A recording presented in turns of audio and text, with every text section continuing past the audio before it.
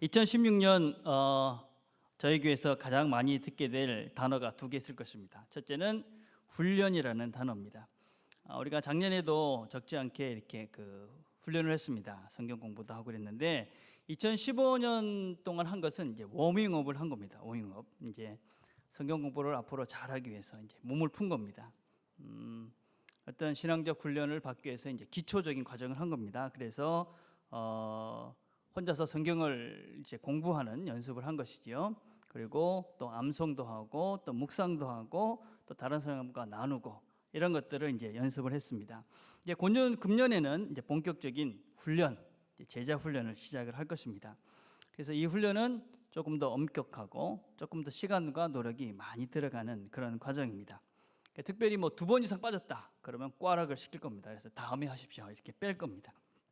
아니 교회에서 뭐 그렇게까지 할 필요 있나 이렇게 생각하실 분이 계시겠지만 사실은 뭐 훈련이라는 것은 꼭 해야 되는 거지만 안 한다고 뭐 천국 못 가는 거 그런 건 아닙니다. 본인이 이제 훈련을 받아야 되겠다 이래서 하시기 때문에 이건 좀 이렇게 우리가 엄격하게 할 생각입니다. 저희들이 대학원에 다닐 때 이제 저희 선배 나이 많으신 전도사님이 계셨어요. 그 전도사님이 이제 사역을 교회를 개척했어요. 막 개척을 하다 보니까 이제 시험 칠 때가 되는데 시험 준비를 잘 못 하신 거예요. 교수님한테 와가지고 부탁을 했어요. 교수님, 제가 이렇게 개척을 하다 보니까 시간이 없어서 시험 준비를 잘 못했습니다. 그렇게 얘기하니까 교수님이 충분히 이해가 합니다. 그렇지만 성적은 F입니다. 이렇게 말씀을 하셨어요. 그때는 좀 어떤 생각이 아니 사역한다고 그래 수고해가지고 그랬는데 좀 봐주지 뭐 그렇다고 F까지 주시나 그런 생각을 했는데 지금 생각을 해보니까 그렇더라고요. 만약에 그냥 그 과목을 파스 시켜주면 그분은 그 구멍이 나는 거잖아요, 그죠? 좋은 사역자가 될 수 없지 않습니까? 그래서 그렇게 페이를 시키는 게 맞구나 그런 생각을 하게 됐습니다. 마찬가지입니다. 우리가 신앙생활을 하면서 훈련이라는 것은 그죠? 어떤 그 과정에 있어서 구멍을 하면 뭐 유익하지가 않습니다. 그래서 하다가 힘드시면 그만하시면 됩니다. 다음에 또 하십시오. 예. 그렇지만 하겠다고 생각을 하시는 분들은 이제 각오를 하고 하셔야 됩니다. 예. 그리고 이제 대가를 치러야 됩니다. 그렇죠? 그냥 가만히 있는데 성장하진 않습니다. 예. 숙제도 이제 엄격하게 체크를 할 것이고 또 시간이나 이런 모든 것들을 엄하게 할 것입니다. 훈련이니까 그렇습니다. 훈련. 예. 그러니까 그런 마음을 가지시고 이제 훈련에 임하실 분들, 이 과정은 다 할 수는 없습니다. 작년에 저와 같이 성경 공부를 하신 분들이 참여할 수가 있습니다. 그리고 내년 2017년에 훈련을 받기 위한 준비 과정을 새롭게 시작을 할 것입니다. 그래서 올해는 못했지만 작년에는 못했지만 올해는 해봐야 되겠다. 그런 분들은 새롭게 시작하는 반에 참석을 하셔서 여러분 훈련을 준비를 하고 워밍업을 하고 내년에 하시면 됩니다. 또 저와 1년 반 정도 계속 성경 공부를 하신 분들이 있습니다. 이런 분들은 사역자 훈련을 할 것입니다. 그래서 우리 모든 이런 훈련의 과정은 한 3년 정도를 생각하고 있습니다. 여러분들이 최소한 3년은 훈련을 받겠다. 예, 그런 생각을 가지고 시작을 하시고 그 과정을 잘 이렇게 따라오시면 좋은 신앙적 성숙을 이루어갈 수 있을 것이라고 믿습니다. 그래서 그 훈련을 올해 제자반, 사역반, 또 시작반 이렇게 본격적으로 시작을 해갈 생각입니다. 또 다른 말은 선교입니다. 선교. 예, 뭐 작년에도 많이 들었죠. 근데 올해는 좀 더 구체적이고 실제적인 선교 훈련과 선교에 대한 정보들을 나누고 또 우리가 함께 선교의 구체적인 일들을 해갈 생각입니다. 예, 국내 선교, 국외 선교 이렇게 있지 않습니까? 그렇죠? 국내 선교. 이 뉴질랜드는 사실 조금만 가면 이 다른 문화, 다른 어떤 세상을 우리가 많이 경험할 수가 있습니다. 우리가 지난번에 마오리 교회 갔는데 차 타고 30분 갔는데 거기는 뉴질랜드가 아니었습니다. 거기는 완전히 남태평양이었습니다. 우리가 5시에 시작하기로 했는데 5시까지 저희들은 갔는데 6시 되니까 사람들이 모이더라고요. 그래서 여긴 뉴질랜드가 아니구나 그런 걸 깨달았습니다. 예, 선교할 때가 많습니다. 우리는 작년에 작게나마 또 난민 사역도 했습니다. 지금 뉴질랜드에 공식적으로 그 무슬림이 몇 명이냐면 5만 명 정도가 공식적인 숫자로 무슬림이 5만 명이 있습니다.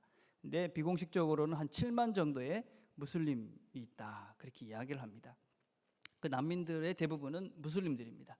그래서 우리가 이제 올해는 이런 일들을 좀 더 구체적으로 하고, 특별히 이제 매달 마지막 수요일은 선교 주일로 지켜서 우리 같이 기도도 하고 훈련도 받고 정보도 하고, 그렇게 해서 선교에 대한 하나님의 마음을 함께 배우고 나눠갈 계획입니다.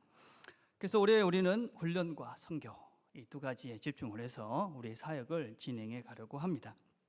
자, 그런데 우리가 이런 그 액티비티, 뭔가를 한다 하는 것에서는 또 다른 근본적인 이유가 반드시 있어야만 합니다.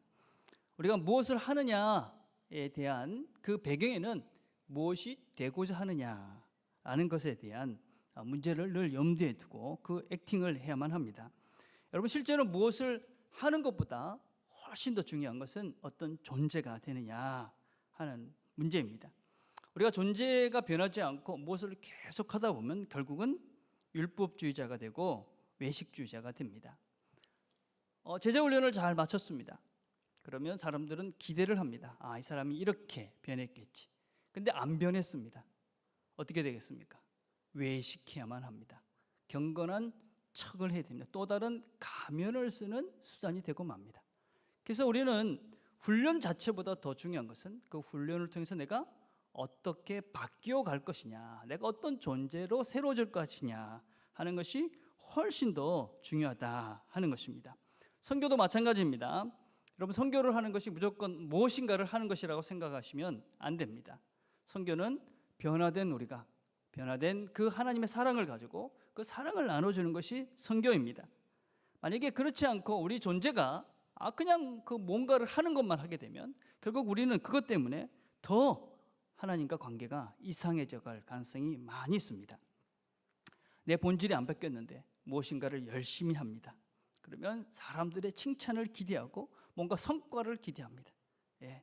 사랑이 없는데, 내 본질적으로 그런 마음이 없는데 뭔가 드러내기를 원하고 인정을 받기를 원합니다. 그러다 보면 성공주의에 빠집니다. 외형주의에 빠집니다. 사람을 바라보면서 그 일을 하기 때문에 점점점 인본주의적인 사람 중심의 그런 사람만 생각하는 어리석은 일들이 되어져 버립니다. 그래서 우리가 하는 이 모든 것들은 기본적으로 나 본질이 바뀌는, 그 본질 자체가 바뀌는 것에 포커스가 있어야 되는 것이지, 무엇인가를 하는 것에 우리가 포커스를 둬서는 우리가 바른 신앙인으로 자라갈 수가 없게 됩니다. 그래서 우리 본질을 바꿔져 가는 과정이 훈련입니다. 그리고 그 본질이 바뀌어진 존재가 그만큼 사실은 바른 선교를 해갈 수가 있습니다. 그래서 우리는 그 본질을 바꿔가는 그 일을 해가게 될 것입니다. 자, 오늘 우리가 읽은 본문으로 한번 가봅시다. 오늘 읽은 본문은 바울의 기도입니다. 바울은 사랑하는 에베소 교인들을 위해서 기도하고 있습니다. 3장 14절과 15절, 이러므로 내가 하늘과 땅에 있는 각 족속에게 이름을 주신 아버지 앞에 무릎을 꿇고 비노니. 기도는 중요한 것입니다. 근데 내가 어떤 기도를 하느냐 하는 것이 이 사람의 진정한 영적 모습이다라고 할 수 있습니다. 내가 무엇을 기도하고 있느냐, 그걸 보면 나는 어떠한 존재인가 하는 것을 우리가 알 수 있다 하는 것입니다. 바울은 지금 자기가 정말 사랑하는 에베소 교인들을 위해서 기도하고 있습니다. 근데 이건 첫 번째 기도가 아닙니다. 첫 번째 기도는 1장 16절에서 19절까지 나옵니다.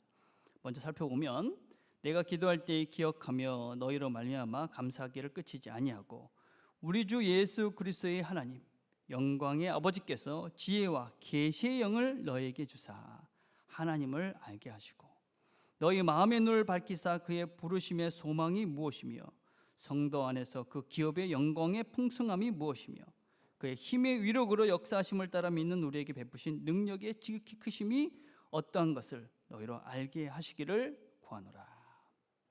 여러분, 바울은 지금 무엇을 위해서 기도하고 있습니까? 하나님을 알기를 원한다. 소망이 무엇인지를 알기를 원한다. 기업의 풍성함이 무엇인지를 알기를 원한다. 능력의 크심이 어떤 것을 알기를 원한다. 어떻습니까? 우리의 기도와는 무엇이 다릅니까? 바울은 성도들의 부를 위해서, 건강을 위해서, 직장을 위해서, 자녀를 위해서, 결혼을 위해서 그런 것들은 하나도 기도하고 있지 않습니다.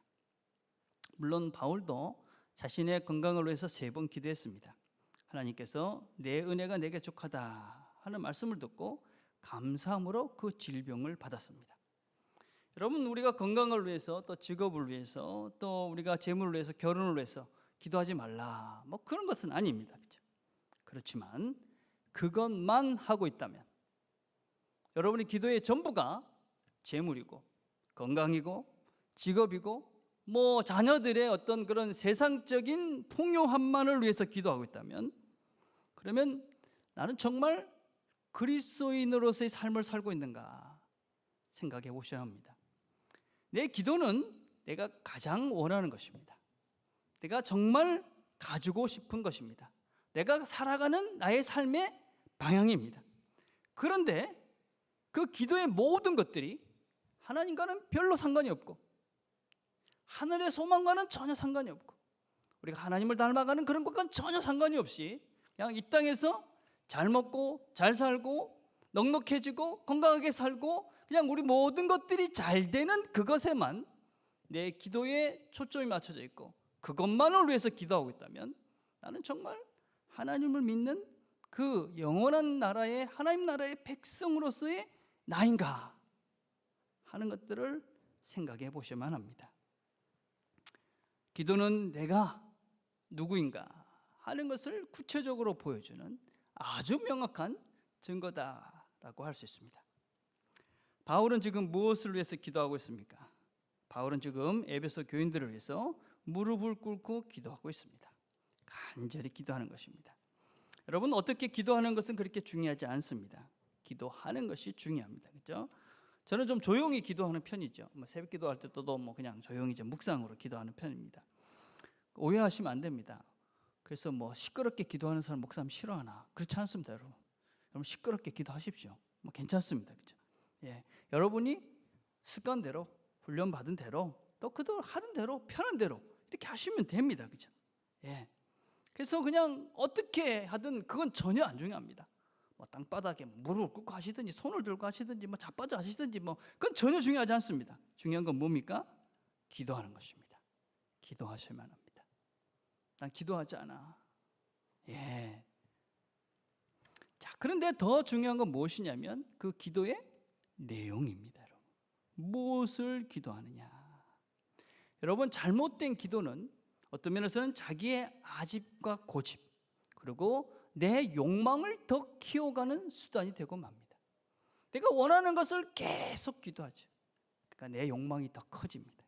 내가 기도했는데 이러면서 그것을 밀어붙입니다.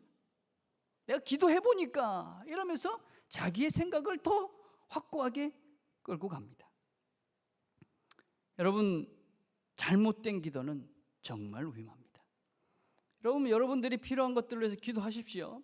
예, 재물을 위해서, 자녀들의 건강을 위해서 다 기도하십시오. 그렇지만 먼저 해야 될 기도가 있습니다. 먼저 해야 돼. 여러분들이 이 땅에서 갖고 싶은 그것 말고 그거 이전에 해야 될 기도가 있습니다. 바울이 뭐라고 기도하고 있습니까? 3장 16절을 봅시다.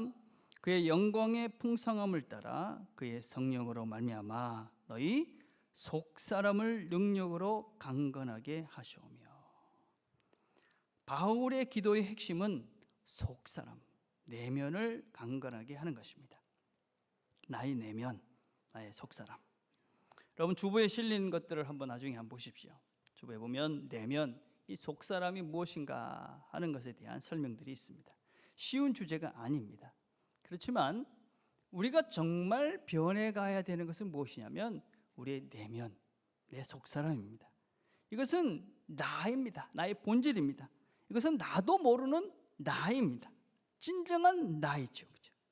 예, 그 내면을 건강하게 하는 것, 그것이 강건한 것. 예, 이것이 우리의 어떤 면에서는 신앙인이 걸어가면서 추구해야 될 가장 본질적이고 근본적인 것이다라고 할 수 있습니다. 우리는 바깥에 무엇인가를 타이틀을 갖고 바깥에 뭔가가 드러나는 이런 것들을 추구하는 존재들이 아닙니다. 우리는 내면, 우리 속사람, 내 진정한 나를 새롭게 바꿔가는 것, 그것이 그리스도인들이 살아가는, 그리스도인들이 추구해가는 그 길의 목적지입니다. 여러분, 건강한 내면, 건강한 속사람을 가진 자들은 몇 가지 특징이 있습니다. 첫째는 건강한 자존감이 있습니다. 내가 속사람이 이렇게 건강한 사람들은 먼저는 이 책임을 회피하지 않습니다. 뭐 무슨 일이 생기면 누구 책임이야, 누가 잘못했어, 뭐 이러면서 계속 만약에 책임을 회피하는 사람이 있다면 나는 이 속사람이 건강하지 않은 것입니다. 또 쉽게 상처받는 사람이 있습니다. 맨날 상처받는 분이 있죠. 이래서 상처받고 저래서 상처.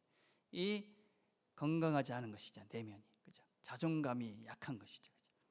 또 어떤 사람이 또 이 건강하지 않는 것이냐? 건강한 사람은 유혹에 강합니다. 어떤 시험이나 또 어떤 그 죄의 유혹이 왔을 때 그것을 당당하게 이길 수 있는 힘이 있습니다. 이게 건강한 사람입니다. 내면적으로 건강한 사람. 자, 그런데 사실은 우리 모두는 다 완전하지 않습니다. 다 완전하지 못하고 불완전한 불안정한 그런 속사람을 가지고 있습니다. 그래서 상처 줍니다. 상처받습니다.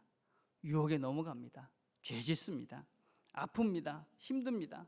어떤 때 안 그런 척하다가 또 다른 가면을 씁니다. 그러다 보니까 내가 누군지도 모르고 정말 자기를 잊어버리면서 사는 사람도 대단히 많이 있습니다. 이게 우리의 모습입니다. 여러분, 뭐 우리가 다 뭐 누가 상처 주고 상처받고 다 그렇게 사는 것입니다. 우리 부족하기 때문에 그렇죠, 그렇죠. 근데 그렇다고 그래서 뭐 할 수 없지 뭐. 그건 또 아닌 것이죠, 그렇죠. 성경은 분명 우리에게 속 사람을 강건케 할 수 있는 것을 우리에게 제시해 줍니다. 자, 16절과 17절을 또 봅시다. 우리 한글 성경에는 이것이 좀 복잡하게 되어 있는데 영어 성경은 아주 쉽게 되어 있습니다. 우리 속 사람이 어떻게 하면 강건해지느냐? 성령을 통해서입니다. 또 하나는 그리스도가 우리 안에 계심으로 우리가 속사람이 건강해집니다. 속사람이 건강해질 수 있는 방법은 다른 것이 없습니다. 우리 안에 성령님, 예수님, 뭐 똑같은 분이죠, 그죠? 예수의 영이 성령님이니까, 그죠? 성령님이 계심으로 우리 성령이 우리 마음속에 계셔서 뿌리를 내리면 단단해지고, 그래서 우리의 속사람이 건강해진다, 그렇게 이야기합니다. 근데 우리는 다 예수 믿습니다, 그렇잖아요, 그죠? 그러면 다 예수님이 안에 계시지 않습니까? 근데 성령님이 계신데 그럼 우리는 다 건강해져야 되는데, 근데 왜 우리는 성령님께서 우리 안에 계시기를 또 간구하는가? 그 헬라어를 보면 이 성령께서 내주한다, 성령이 안에 계신다라는 표현이 카이토이케오라는 단어입니다. 이 단어는 그냥 잠깐 왔다 갔다 하는 단어가 아닙니다. 퍼머넌트하게 영원히 그 안에 계시는 것들을 이야기합니다. 근데 성경에 또 다른 표현이 있습니다. 그건 뭐냐면 파로이케오라는 단어입니다. 이 단어는 잠깐 왔다 갔다 하는 것이죠. 바울은 지금 성령이 그리스도가 너희 안에 계심으로라고 얘기했을 때 이 파이오케오라는 말을 쓰지 않고 카이토케오라는 말을 쓰고 있습니다. 우리가 이 내면이 건강해지기 위해서는 어떻게 되느냐? 성령이 우리 안에 계속 상주하고 계셔야 된다 하는 것입니다. 우리가 믿음으로 예수님을 마음에 모십니다. 3장 17절에 보니까 믿음으로 말미암아 그리스도께서 너희 마음에 계시게 하시옵고. 여러분, 우리가 믿는다는 것이 무엇이냐면요, 내가 내 힘으로 내 마음을 통제할 수 없습니다. 내 능력으로 내가 상처받지 않을 수가 없습니다. 내가 내 능력으로는 세상을 살면서 죄의 유혹을 이길 수가 없습니다. 그래서 하나님께 도움을 요청합니다. 하나님, 당신의 도움이 있어야 내가 이 유혹에서, 이 상처에서 내 마음을 이기며 살 수 있습니다. 내 안에 들어오셔서 나를 도와주십시오. 우리가 그렇게 주님을 초청하면 그분이 우리 안에 들어오십니다.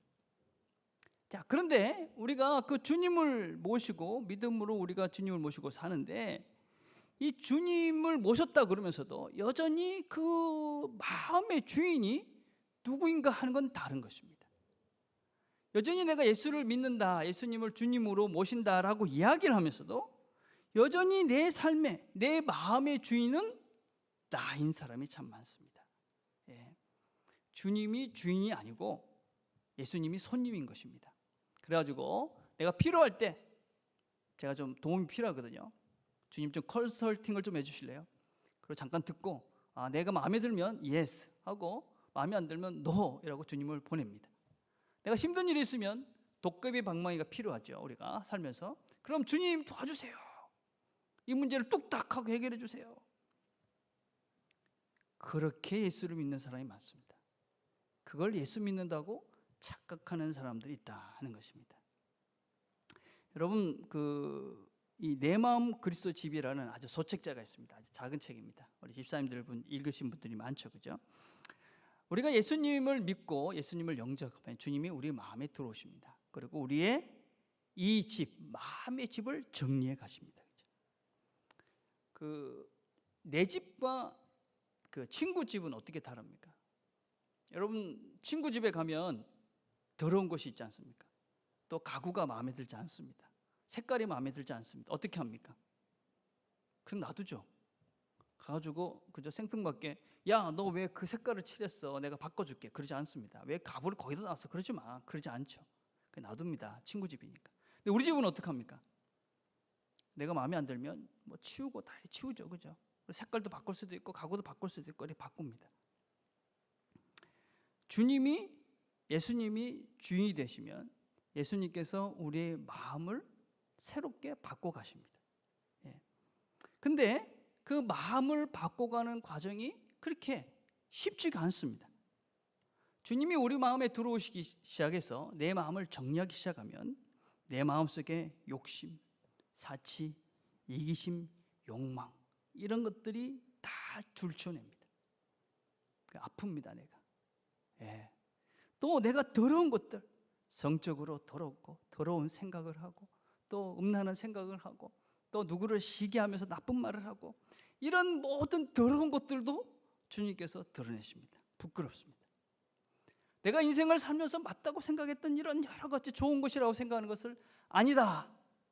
너 그거 틀린 거야. 자존심도 상합니다. 그런데 우리는 예수님이 주인인 사람은 그런 것들을 드러내고 들춰내면서 내 마음을 정리해 갑니다. 그런데 내가 주인인 사람은 정리해가지 않습니다.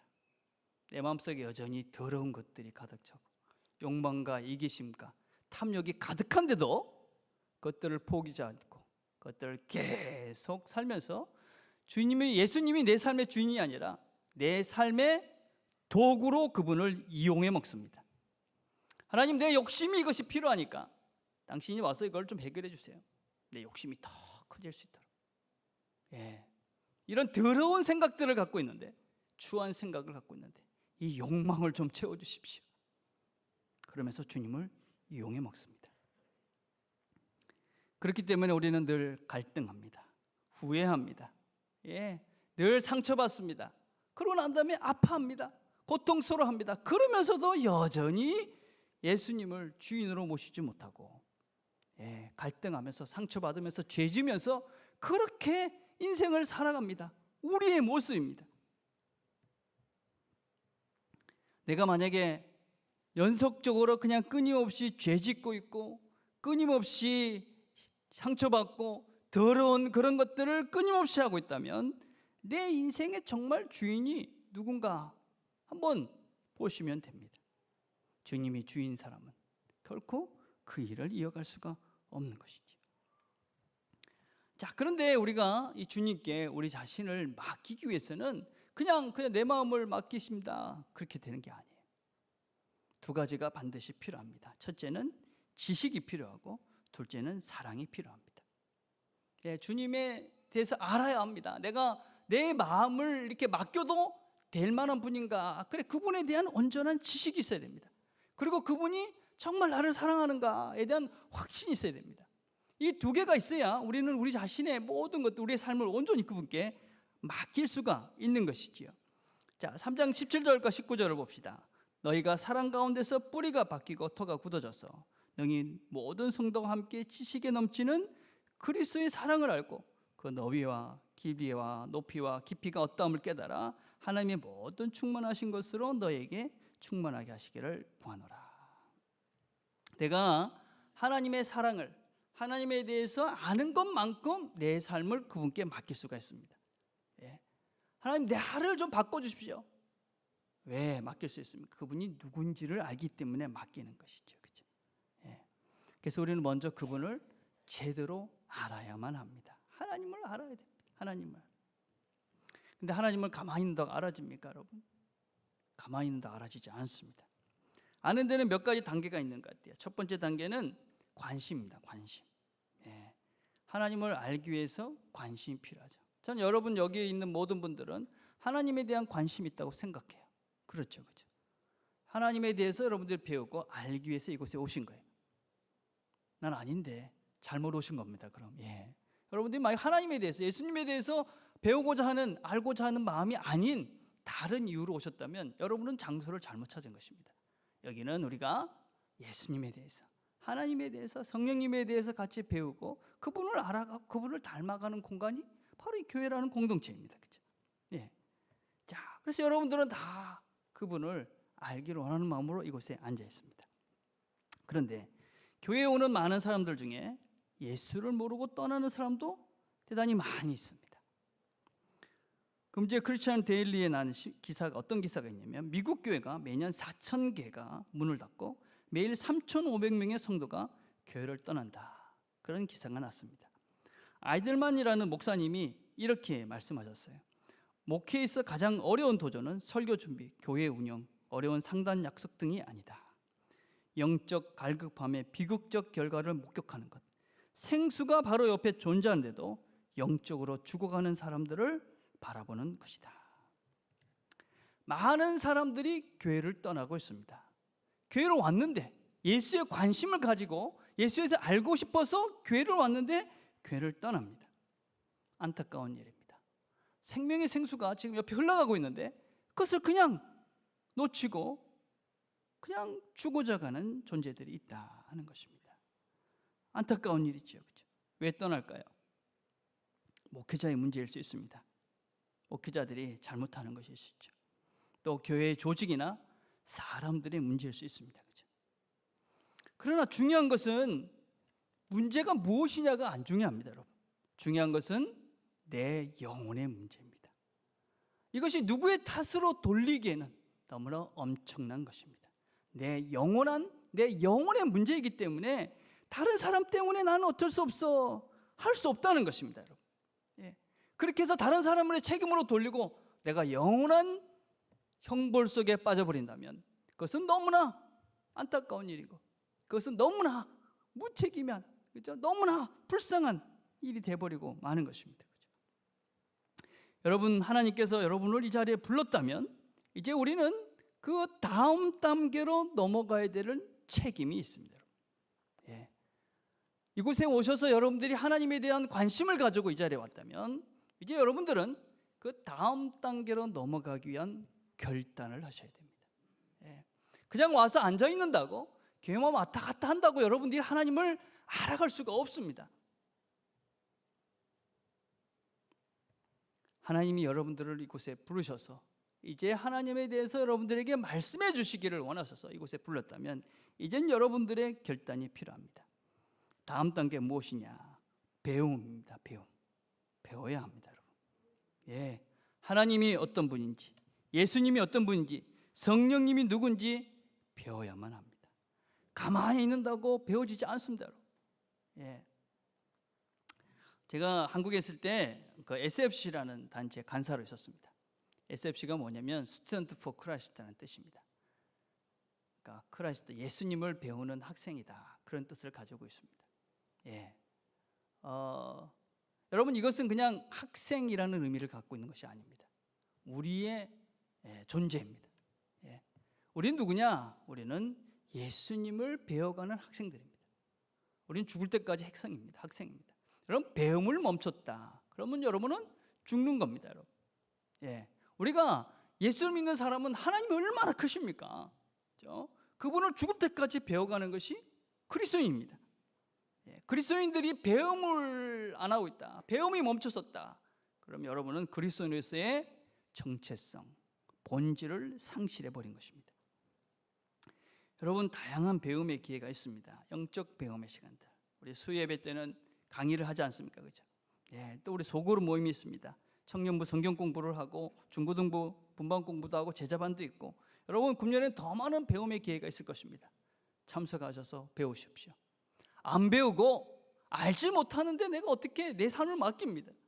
모르면 할 수가 없습니다. 교회 오시기 힘드신 분들은 여러분 지금 얼마나 많은 좋은 강의와 책들이 많은지 모릅니다. 여러분 배우고자 하는 마음만 있으면 하나님을 충분히 배울 수가 있습니다. 지식이 없는 백성은 망한다 그랬습니다. 배우지 않으면 망하는 것입니다. 교회만 왔다 갔다 한다고 하나님을 알아가고 지식이, 신앙이 자라지긴 않습니다. 배우게 된 것, 그 다음 단계가 있습니다. 배우게 되면 그 다음부터는 실천하면서 살아가는 것입니다. 우리가 머리로 배우는 것이 반드시 필요합니다. 지식이 필요합니다. 근데 또 다른 지식이 필요합니다. 그게 뭐냐면 몸으로 하는 것입니다. 몸으로 그걸 체득된다. 그러면 몸으로 알아야 됩니다. 여러분 우리가 매주일마다 사도신경을 외웁니다. 그죠? 여러분 다 사도신경 다 아시죠? 전능하사 천지를 만드신 하나님 아버지를 내가 믿사오며, 다 외울 수 있습니다. 다 아십니다. 그죠? 그런데 그 내용을 아는 것과 그것이 내 삶의 한 부분이 돼서 그분이 정말 나의 아버지가 돼서 사는 것은 다른 것입니다. 여러분들이 그냥 고백할 수 있습니다. 그냥 움줄일 수 있습니다. 외울 수 있습니다. 암송할 수는 있습니다. 그런데 그 전능하신 하나님이 내 아버지가 돼서 사는 삶은 어떤가 하는 것이 더 중요한 것입니다. 머리로, 입으로 아는 것이 아니라 내 삶 속에서 그분은 나에게 어떤 분인가, 그것이 내 몸으로 하는 것입니다. 우리는 믿음이라는 것을 오해하는 경향들이 있습니다. 예수님께서 동정녀에서 태어났다, 죽은 자 가운데서 살아서서 하늘에 올라가셨다, 다시 오실 것이다, 뭐 이런 것들을 믿는다. 뭐 과학적으로 증명이 되지 않지만 나는 믿어. 그러니까 난 믿음이 있는 거야. 물론 그것도 일부분입니다.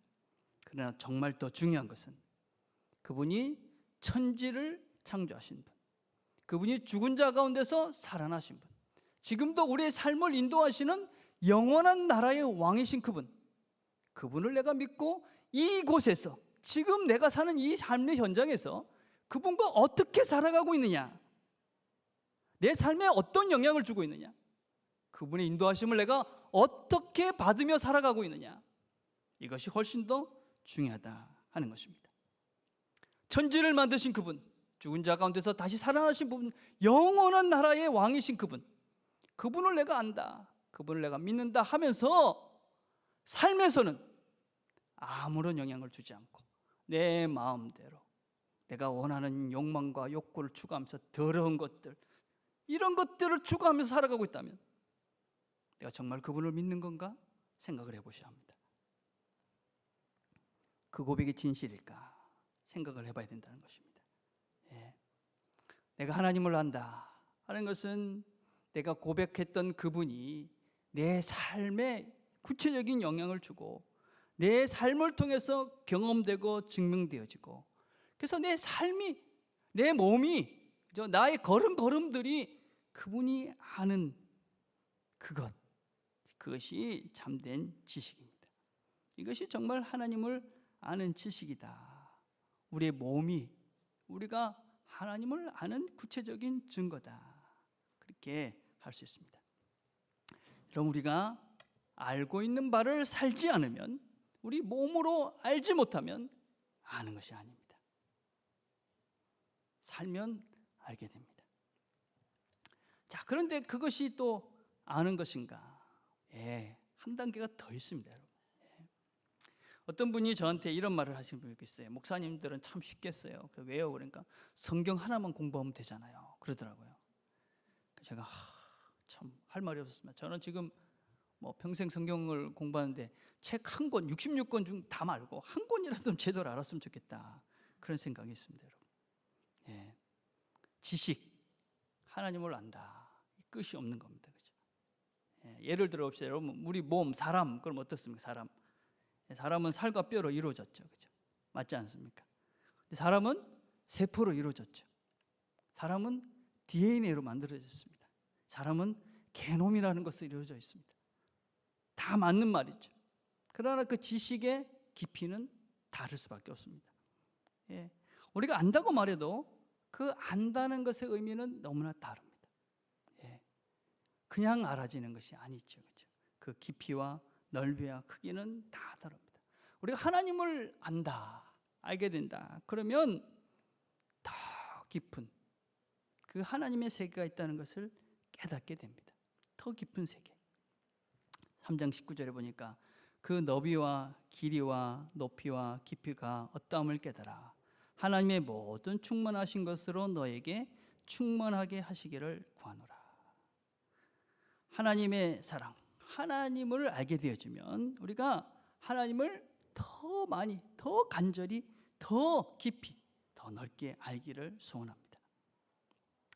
여러분, 우리가 하나님을 알아가는 시작은 겸손입니다. 그죠? 겸손, 그죠? 예, 내가 어떻게 할 수가 없습니다. 하나님, 내 마음을 제가 어떻게 할 수 없습니다. 하나님, 도움이 필요합니다. 하나님께 겸손하게 내어가야 됩니다. 근데 내가 또 하나님을 알게 되면 더 겸손해집니다. 예, 내가 아무것도 아닌 것을 알게 겸손해질 수밖에 없죠. 그죠? 누가복음 18장 10절과 14절에 보면 두 사람의 기도가 나옵니다. 우리가 잘 아는 말씀이죠. 바리새인과 세리의 기도가 나옵니다. 바리새인이 기도를 합니다. 하나님, 저는 저 세리와 같이 죄도 짓지 않고 제가 11조도 잘하고 금식도 하고 그다음에 구제도 하고 아주 잘하고 있습니다. 그러고 내려갔습니다. 세리는 뭐라고 기도했습니까? 저는 죽일 놈입니다. 죄인입니다. 저를 용서해 주십시오. 그렇게 기도했습니다. 주님께서 뭐라고 말씀하셨느냐? 내가 너에게 말한다. 의롭다는 인정을 받고서 자기 집으로 내려간 사람은 저 바리새파 사람이 아니라 이 세리다. 누구든지 자기를 높이는 사람은 낮아지고 자기를 낮추는 사람은 높아질 것이다. 세리만이 하나님을 모시고 하나님을 아는 사람이다 라고 말하는 것입니다. 예. 세리만이, 그죠? 여러분, 우리가 겸손해질 수밖에 없는 것이죠. 하나님을 알면, 그죠? 이 겸손해지면 하나님을 알게 되고 하나님을 알게 되면 더 겸손해지죠. 예. 여러분, 우리가 하나님을 알게 되면 알수록 우리가 누군지를 보게 됩니다. 그죠? 예, 우리가 하나님으로 충만해진다. 하나님의 빛을 우리에게 비추게 되면 어떻게 되느냐? 우리 속에 있는 더러운 것들이 보이기 시작합니다. 우리가 하나님을 알면 알수록 우리가 어떻게 되냐면 참 괜찮은 존재를 깨닫는 것이 아니라 우리가 얼마나 더럽고 얼마나 추하고 얼마나 어쩔 수 없는 죄인이다라는 것을 깨달을 수밖에 없습니다. 신앙이 좋은데 교만한 사람은 신앙이 좋은 사람이 아닙니다. 예수를 모르는 사람. 우리가 하나님을 알면 알수록, 그죠? 주님의 빛을 우리에게 비추면 비출수록 우리는 우리 속에 있는 더러운 것들을 보게 됩니다. 이렇게 내가 더러운 존재였구나. 이렇게 내가 추한, 이렇게 욕심이 많고 거짓말하고 이렇게 더러운 존재였구나. 악의 찌꺼기들이 보입니다. 더럽고 지저분합니다. 감히 하나님 앞에 설 수 없는 그런 존재다라는 것을 깨닫습니다. 그 순간 우리가 깨닫게 되는 것이 있습니다. 하나님의 은혜로, 하나님의 사랑으로 내가 이 자리에 서 있구나. 그 순간 우리의 마음속에는 하나님의 사랑으로 충만해지는 것입니다. 내가 죄인인 것을 깨닫는 순간, 내가 어쩔 수 없는, 내 힘으로는 도저히 어떻게 할 수 없는 그 추악한 죄인이 됨을 그리스도께서 그리스도의 빛으로 나를 비춰서 내 속에 충만케 되면 될수록 나는 내가 어떻게 할 수 없는 죄인 것을 깨닫고, 그래서 하나님의 은혜로, 하나님의 사랑으로 내 자신이 이곳에 있구나. 그것이 하나님의 사랑을 아는 자의 삶입니다. 그래서 우리는 하나님의 사랑으로 충만해지기에 우리는 우리의 속사람이 건강해지는 것입니다. 하나님의 사랑으로 충만해지는 것은 다른 것이 아닙니다. 내가 누군지를 보게 되고, 그래서 내가 어쩔 수 없는 죄인 것을 깨닫게 되고, 그래서 하나님의 사랑으로 하나님의 은혜만이 내 속에 넘쳐나야만 한다는 것을 우리가 깨닫는 그 자, 그렇게 될 때 우리의 내면은 건강해지고 하나님의 사랑으로 하나님의 은혜로 새로워져 가는 것입니다. 2016년이 시작이 되었습니다. 우리 모두가 이 하나님의 사랑으로 우리의 속사람들이 강건해지는 귀한 날들이 되기를 간절히 바라겠습니다. 기도하겠습니다.